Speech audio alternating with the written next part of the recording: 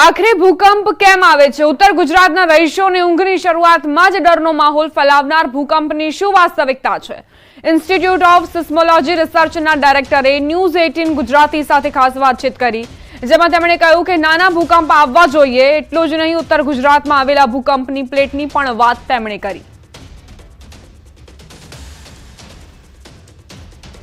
ગુજરાતમાં ફરી એકવાર ધરાધ્રુજી છે અને દહેશતનો માહોલ જે છે તે ગુજરાતના લોકોમાં જોવા મળ્યો છે. આ વખતે ઉત્તર ગુજરાતમાં ભૂકંપનો ઝટકો અનુભવાયો છે અને પાટણથી 13 કિલોમીટર નજીક જે કેન્દ્રબિંદુ ભૂકંપનું જોવા મળ્યું છે અને તેની અસર ગુજરાત સહિત રાજસ્થાન અને આસપાસના જે રાજ્યોમાં પણ જોવા મળી છે. શું છે આ ભૂકંપ, કેવી રીતે આવે છે, તે આપણી સાથે ઇન્સ્ટિટ્યૂટ ઓફ सिस्मोलॉजी रिसर्च ना डायरेक्टर सुमेर चोपड़ा सर अपनी साथ है. सर, क्या कहेंगे जिस प्रकार से भूकंप का झटका फिर से देखने को मिला है और क्या किस प्रकार से ये भूकंप क्या है ये पूरा? गुजरात को हम मानते हैं एक 3 रिफ्ट वैलीज हैं जिसका जंक्शन पे गुजरात बना हुआ है. एक है कच्छ रिफ्ट, नर्मदा रिफ्ट और कैम्बे रिफ्ट. तो ये जो कल का भूकंप आया है ये कैम्बे रिफ्ट में आया है. अच्छा, तो सबसे सक्रिय है भूकंप की दृष्टि से तो वो कच्छ रिफ्ट है जहाँ बड़े बड़े भूकंप आते हैं और वहाँ बड़ी बड़ी फॉल्ट लाइन है जो एक्टिव है. उसके बाद बात करें तो नर्मदा रीजन है वो थोड़ा मॉडरेटली एक्टिव है और सबसे लीस्ट एक्टिव जो बात करें तो वो कैम्बे है. और कैम्बे में भी ऐसा नहीं कि पूरी रिफ्ट एक्टिव है. तो रिफ्ट जो जनरली स्टार्ट होती है ये राजस्थान गुजरात बॉर्डर से लेके साउथ में आपके भरूच तक पूरी जाती है रिफ्ट. इसमें अगर हम पूरी रिफ्ट में देखें जो उत्तरी भाग है इसका नॉर्थ कैम्बे पार्ट है जिसमें आपका पाटन, डीसा, पालनपुर ये एरिया आते हैं, ये एरिया एक्टिव है ये पूरी रिफ्ट में. सदर्न पोर्शन में जिसमें अहमदाबाद, गांधीनगर, महसाणा ये सब एरिया आते हैं वो थोड़ा कम एक्टिव है. यहाँ भूकंप काफी कम रिकॉर्ड हुए हैं. ये जो भूकंप का झटका 4.2 की तीव्रता का है, तो कहाँ कहाँ तक ये झटका, ये असर महसूस की गई है? देखिए, ऐसे जनरली हम देखें कि अगर अर्थक्वेक शैलो है और आपका 4 मैग्नीट्यूड के आसपास है तो लगभग 100 किलोमीटर के एरिया में ये फील होता है. तो 100 किलोमीटर के एरिया में लगभग अहमदाबाद भी आ जाएगा. बट अहमदाबाद में अगर हम देखें तो अहमदाबाद में सबको फील नहीं होगा, जो हाई राइज बिल्डिंग है उसी में फील होगा. उसका कारण ये है कि जब 100 किलोमीटर दूर से जब तरंगे आती हैं, साइस्मिक वेव्स आती हैं, तो उसकी जो एनर्जी होती है वो लो फ्रीक्वेंसी में ज़्यादा होती है. लो फ्रीक्वेंसी में एनर्जी का मतलब ये है कि जो हाई राइज बिल्डिंग होती है उनकी भी नेचुरल फ्रीक्वेंसी लो फ्रीक्वेंसी होती है. ये अभी 4.2 की तीव्रता का जो झटका आया है, तो इसके बाद अभी छोटे छोटे भूकंप के झटके आएंगे, तो लोगों को क्या आप अपील करेंगे, क्या उनको? देखिए, ऐसे जब भी 4 से 5 मैग्नीट्यूड का कोई अर्थक्वेक आता है तो आफ्टर शॉक आने जिसे कहते हैं स्वाभाविक है. तो आफ्टर शॉक में ही, बट उसकी मैग्नीट्यूड जो तीव्रता है काफ़ी कम होगी. अगर इसका आफ्टर शॉक आएगा, अभी तक तो नहीं आया कोई, अगर आएगा तो 2 से 3 के बीच में होगी, जो शायद किसी को फील भी ना हो. बट फिर भी अगर भूकंप से आप पब्लिक को बचना है, कोई बड़ा भूकंप जैसे कच्छ में कोई भूकंप आएगा तो वो भी नॉर्थ गुजरात में फील होगा. तो उससे यह है कि आदमी जब जैसे भूकंप फील करेगा तो तुरंत घर से बाहर आ जाना चाहिए. अगर वो छोटे जैसे बंगलोज वगैरह में रहते हैं, बट अगर बहुमाली बिल्डिंग में रहते हैं तो तुरंत आपको नीचे उतरना चाहिए. और नीचे उतरते वक्त ये बहुत ध्यान रखना चाहिए कि कभी भी लिफ्ट का इस्तेमाल कभी नहीं करना चाहिए. हमेशा सीढ़ी से नीचे उतरना चाहिए, क्योंकि कई बार देखा गया है कि बड़े भूकंप के टाइम पे लिफ्ट जो काम करना बंद कर जाती है और कई लोग बीच में फंस सकते हैं. तो हमेशा सीढ़ी का इस्तेमाल करना चाहिए. सीढ़ी सबसे सेफेस्ट प्लेस है उतरने के लिए. ઇન્સ્ટિટ્યૂટ ઓફ જે સિસ્મોલોજી રિસર્ચના ડાયરેક્ટર છે અને તેઓએ જણાવ્યું કે આ ઉત્તર ગુજરાતમાં આવેલો આ જે ભૂકંપનો ઝટકો જે છે કે તે ચોક્કસથી જે ઝટકો જે છે ભૂકંપનો તે જરૂરથી આવ્યો છે અને હજુ પણ નાના જે આંચકા જે છે તે આવતા રહેશે, પરંતુ લોકોએ જે છે તે સાવધાની રાખવાની જરૂર છે, ડરવાની જરૂર નથી. કેમેરામેન પ્રકાશ દેસાઈ સાથે સંજય ટાંક, ન્યૂઝ 18 ગુજરાતી, અમદાવાદ. સમાચારોમાં આગળ વધી મહત્વપૂર્ણ સમાચાર પ્રાપ્ત થઈ રહ્યા છે અમરેલીથી, જ્યાં ડીએપી ખાતર લેવા માટે ખેડૂતોની પડાપડી જોવા મળી. બગસરા શહેરમાં 25 દિવસે 360 થેલી ખાતર આવતા ખેડૂતો કતારોમાં લાગી ગયા. ખેડૂતોને શિયાળુ પાકના વાવેતર માટે ખાતરની તાતી જરૂરિયાત છે. ધરતીપુત્રો ખાતર મેળવવા માટે વહેલી સવારથી લાઈનોમાં ઊભા જોવા મળ્યા. 200 થી વધુ ખેડૂતો ડીએપી ખાતર લેવા લાઈનોમાં જોવા મળ્યા છે. જો કે એક ખેડૂતને માત્ર 2 થેલી ડીએપી ખાતર મળતા ખેડૂતોમાં નારાજગી વ્યાપી છે.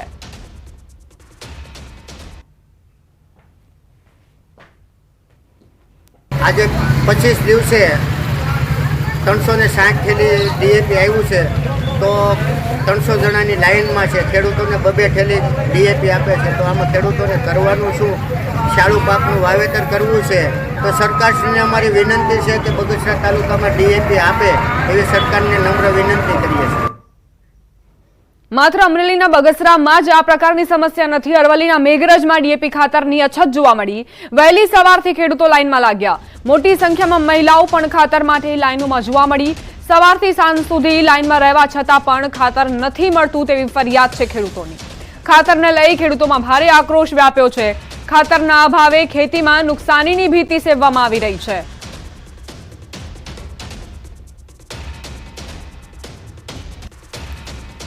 આ ખેડૂત બધા તાકી રહ્યા છે. અમારે વાવેતર કરવાનું છે, ખાતર પણ મળતું નથી. સવારનો આવીને અહીં બેસી રહીએ, ઘેર ઢોરો બોકડો ઢોર સોરો બધો ભૂખી મરી અમે અહીંયા તો અહીં તાકી રહીએ. આ પબ્લિક બધી ધક્કાધક્કી કરી રહી છે, ખાતર મળતું નથી. અમે મેઘરજ તાલુકાના અંદર અમારે આજે 10-15 દિવસથી ખાતર નહીં મળતું અને લોકો રોજે રોજ ઓટા મારીને આખો દિવસ બેસી રહે છે ને હોજે ઘરે જાય ને ખાવાનું ને ખાતા બી નહીં. સવારમાં 7 વાગે અહીંયા ગોડાઉન ઉપર આવીને ઉભા રહી જાય છે 7-15 દિવસથી. તો અમરેલી હોય કે અરવલ્લી, સમસ્યાઓ ખેતર માટે એ જ છે કે ખાતર નથી મળી રહ્યું. લોકો લાઈનોમાં ઊભા રહી રહ્યા છે, ધરતીપુત્રો ફરિયાદ કરી રહ્યા છે, પરંતુ કોઈ સાંભળવા માટે નથી. અત્યારે અનુકૂળ સમય છે શિયાળુ પાકને વાવવા માટેનો અને તે સમયે ખાતરની તાતી જરૂરિયાત છે, પરંતુ ખેડૂતોને એ જ ડીએપી ખાતર નથી મળી રહ્યું. સુરતના કાકરાપાર જમણા કાંઠાની મુખ્ય કેનાલમાં ગાબડું પડ્યું. માંડવીના હરિયાલ નજીક આવેલી કેનાલમાં અંદરના ભાગે ગાબડું પડતા નજીકના પડતર ખેતરોમાં પાણી ફરી વળ્યા. ગાબડાનું સમારકામ કરવા માટે સિંચાઈ વિભાગ દોડતું થયું છે. હાલ ગાબડું રિપેર કરવાની કામગીરી પૂરજોશમાં ચાલી રહી છે. ગાબડાના રિપેરિંગની કામગીરીને લઈને 2 દિવસ કેનાલ બંધ રખાશે. બીજી તરફ હાલમાં ખેડૂતોને શેરડીની રોપણી ચાલી રહી છે, જેથી 2 થી 3 દિવસ નહેર બંધ રહેતા ખેડૂતો ચિંતામાં મુકાયા છે.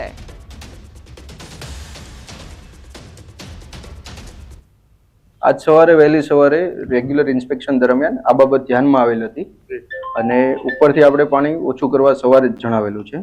પાણી ઓછું થતા 4 થી 6 કલાક જેટલો સમય લાગે છે. ઉપરથી પાણી ઓછું થાય સ્થળ નિરીક્ષણ કરતા ધ્યાનમાં આવશે કે કેટલું ગાબડું પડેલ છે અને એના આધારે કામગીરી કરવાની થશે. આશરે 2 થી 3 દિવસમાં પાણી પાછું ચાલુ થઈ જશે અને આપણે જે પાણી ડેમેજ થઈ છે ત્યાંથી જે પાણી નીકળે છે અહીંયાથી ખાડીમાં નિકાલ માટે વ્યવસ્થા કરેલ છે, જેથી ખેડૂતોને નુકસાન ના થાય. ગીર સોમનાથના કોડીનાર માર્કેટ યાર્ડમાં ખેડૂતોએ હોબાળો કર્યો. મગફળીની ખરીદીમાં ટેકાના ભાવે ખરીદી કરવાની માંગ સાથે હોબાળો કરવામાં આવ્યો. ખેડૂતોએ જીદ કરી મગફળીની હરાજી બંધ કરાવી. આ મુદ્દે યાર્ડ સત્તાધીશોએ જણાવ્યું હતું કે હાલ 1000 થી 1215 રૂપિયા સુધી મગફળીના ભાવ યાર્ડમાં મળે છે. ખેડૂતો દ્વારા સરકારના ટેકાના ભાવ મુજબ રૂપિયા 1356 મુજબ હરાજી કરવા માંગ કરાઈ. ખેડૂતોએ રોષ સાથે હરાજી બંધ કરાવી વિરોધ નોંધાવ્યો. ખેડૂતોએ યાર્ડના ગેટ પર પહોંચીને રસ્તો બંધ કરી વિરોધ દર્શાવ્યો.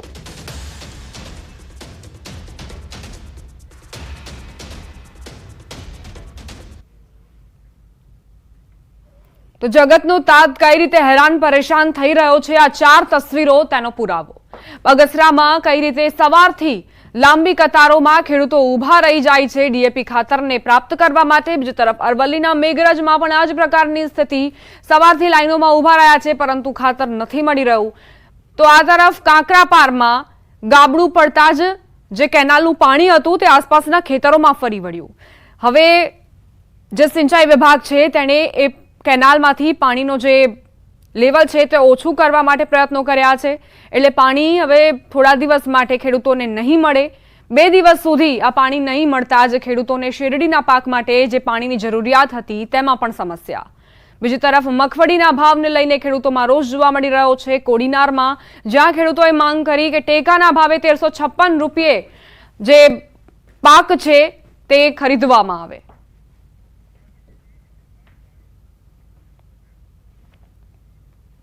મિશ્ર ઋતુના કારણે શિયાળુ પાક પકવતા ખેડૂતોની ચિંતામાં વધારો થયો. દેવભૂમિ દ્વારકા જિલ્લામાં શિયાળાની ઠંડી ન પડવાના કારણે જીરાના વાવેતર કરતા ખેડૂતો ચિંતામાં મુકાયા છે. ચોમાસુ પાક નિષ્ફળ ગયા બાદ હવે રવિ પાકમાં પણ કુદરત સાથ નથી આપી રહી. ખેડૂતો જણાવી રહ્યા છે કે ચોમાસુ સિઝન દરમિયાન ભારેથી અતિભારે વરસાદના કારણે મગફળી સહિતના પાકને વ્યાપક નુકસાન થયું છે. હાલ શિયાળુ પાકનું વાવેતર કરવાની તૈયારી કરી લીધી છે, પરંતુ વાતાવરણ અનુકૂળ ન હોવાના કારણે ખાસ કરીને જીરુના પાકનું વાવેતર થઈ શકે તેમ નથી, જેથી કરીને ચણા, ધાણા સહિતના પાકનું વાવેતર કરવું પડે તેવી સ્થિતિનું નિર્માણ થયું છે. ઠંડીનું પ્રમાણ નહીં વધે તો દ્વારકા જિલ્લામાં જીરુનું વાવેતર ઘટી શકે તેવી શક્યતાઓ હાલ વર્તાઈ રહી છે. શિયાળાની ઋતુમાં અમારે ચણા, ધાણા એવું બધું વાવવું છે, જીરું વાવવું છે, પણ જીરુમાં અત્યારે એગ્રોવાળા કોઈ પ્રમાણમાં એમ કહે છે કે જીરું વાવવાથી ઉગે ના ઉગે એની જવાબદારી ગેરંટી કોઈ લેતું નથી. અત્યારે જીરાનું એક જ કારણ છે મોટા પાયે કે શિયાળાની ઋતુ છે પણ ઠંડી પડતી નથી, તડકો બહુ વધારે પડતો છે, એટલા માટે જીરું ઉગવાનું કારણ એ જ છે કે ઠંડીના ભાગરૂપે ચણા અને ધાણા વાવવા પડે એમ છે. શિયાળુ પિયતમાં વધારે મોસ્ટ ઓફલી વધારે પડતો અમારે જીરાનું વાવેતર થાય છે, પણ આ વખતે ખરાબ હવામાન એટલે કે જેટલે તાપમાન ઠંડુ હોવું જોઈએ એટલું તાપમાન ઠંડુ છે નહીં, એટલે લાગે છે કે જીરાનું પણ વાવેતર થાય નહીં. એગ્રોવાળા પાસે જાય તો એગ્રોવાળા આપણે એવું જ કહે છે કે ભાઈ હજી વાતાવરણ માફક નથી આવ્યું, જોવાનું વાવેતર કરશો તો ઉગાવો કાયદેસર થાય નહીં. ચોમાસું પાક તો હાવ ફેલ જ ગયો તો, વરસાદ વધારે થઈ ગયો તો બકાલાનો માંડવીનો પાક બગડી ગયો છે. ત્યારે શિયાળુ પાકમાં વાવેતર કરવાની જરૂર છે જીરુંની, પણ જીરું તો અત્યારે જે એગ્રોવાળા એમ કહે છે કે ગરમી બહુ પડે છે, વાવેતર કરતા નહીં. તો અત્યારે અમે ધાણા અને ચણાનું વાવેતર કરીએ છીએ, એવી ગણત કરીએ છીએ કે એ કરીએ, બાકી જીરું વાવવાની એમને એગ્રોવાળાની સલાહ લીધી, એ પણ ના પાડે છે. ગીર સોમનાથના તાલાલા ખાતે ફરી શુગર મિલ ધમધમશે. વર્ષોથી બંધ પડેલી શુગર મિલો ઇન્ડિયન પોટાશ કંપની દ્વારા આવતા વર્ષથી શરૂ થશે, જેને લઈ શુગર મિલના સભાસદોની સાધારણ સભા મળી હતી, જેમાં આઈપીએલ ઇન્ડિયન પોટાશ કંપનીને 30 વર્ષની લીઝ પર આ શુગર મિલ સોંપવાનો નિર્ણય કરાયો છે. એટલે કે આવનારા 30 વર્ષ સુધી આઈપીએલ કંપની આ મિલ ચલાવશે. એટલું જ નહીં, શુગર મિલની ઉપરના મોટા ભાગનું જે કરજ છે તે પણ ભરપાઈ કરી દેશે, તો કર્મચારીઓના બાકી રહેલ પગાર પણ ચૂકવવામાં આવશે.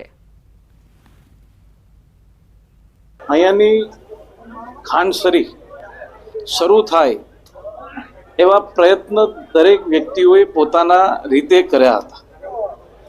આજે એ ખાનસરી શુગર ફેક્ટરીની અહીંયા સાધારણ સભા મળી હતી. કેન્દ્ર સરકારની એક આઈપીઓ ઇન્ડિયન પોટાશ કંપની દ્વારા આ શુગર ફેક્ટરીને 30 વર્ષ લીઝ પર લઈ અહીંયાનું જે સભાસદ મંડળ એ ચાલુ રાખી અને 30 વર્ષ આ લીઝ પર લઈ અને આવતા વર્ષે ફરી ચાલુ થાય એવા એગ્રીમેન્ટના પણ અહીંયા ઠરાવ કરવામાં આવ્યા. ડિસેમ્બરમાં આ પ્લાન્ટ છે કંપની ચાલુ કરવાની છે અને 30 વર્ષના ભાડા પાટે આપણે એમને આપીએ છીએ. મંડળી કાર્યરત રહેશે, મંડળીના પેટા નિયમો છે એ પણ કાર્યરત રહેશે. ખાલી પ્લાન્ટ ચલાવવા માટેની તમામ જવાબદારીઓ છે એ કંપનીની છે અને કંપની એની અંદર પોતાનું કામ કરશે અને બાકીનું જે લેણું છે એ પણ કંપની ભરપાઈ કરવાની છે. એમાં મંડળીને કોઈ પણ લેણું ભરપાઈ કરવાની કે એક પૈસો દેવાની કોઈની જરૂર નથી. મહત્વનું છે કે ભૂતકાળમાં કોડીનાર, ઉના અને તાલાલામાં શુગર મિલ ધમધમતી હતી.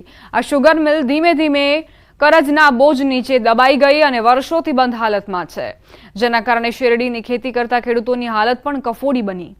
બંધ થઈ ચૂકેલી મિલો ફરી શરૂ થાય તેવી આશા સેવામાં આવી રહી હતી. શુગર મિલને લઈને હવે નવી આશાનું કિરણ જે ઉગી આવ્યું છે, કારણ કે સરકાર દ્વારા આઈપીએલ કંપની મારફત આ શુગર મિલને ફરી શરૂ કરવાની કવાયત શરૂ કરાઈ છે. આ શુગર મિલ આવતા વર્ષે શરૂ થાય તે માટે યુદ્ધના ધોરણે આગામી દિવસોમાં કામગીરી શરૂ કરાશે, જેને લઈ આ વિસ્તારના ખેડૂતોમાં ખુશી છવાઈ. શુગર ફેક્ટરી ચાલુ કરવા માટે બેંકનો પણ સપોર્ટ લીધો છે. બેંકે પણ સહકાર આપ્યો છે કે જેટલી વ્યાજની ગણતરી છે એની અંદર એ લોકો સહકાર આપીને આ શુગર ફેક્ટરી ચાલુ થાય એવા પૂરેપૂરા સાથ અને સહકાર સાથે બેંક અમારી સાથે રહેશે. અમદાવાદના ગરોડિયા ગામમાં વૃદ્ધની હત્યાની ઘટનામાં આરોપી ઝડપાયો. વૃદ્ધ દીપક પટેલની હત્યાનું રહસ્ય ઘેરાવું હતું. હવે દીપક પટેલની હત્યા મામલે પોલીસે ઇન્દ્રજીત વાઘેલા નામના યુવકની અટકાયત કરી. જમીનની લેવડ દેવડ બાબતે રૂપિયાની લેતી દેતીમાં દીપક પટેલની હત્યા થયાનો પોલીસ તપાસમાં ખુલાસો થયો. અમદાવાદ ગ્રામ્ય એલસીબીની ટીમે ગરોડિયા ગામમાંથી આરોપીને ઝડપીને વધુ કાર્યવાહી હાથ ધરી છે.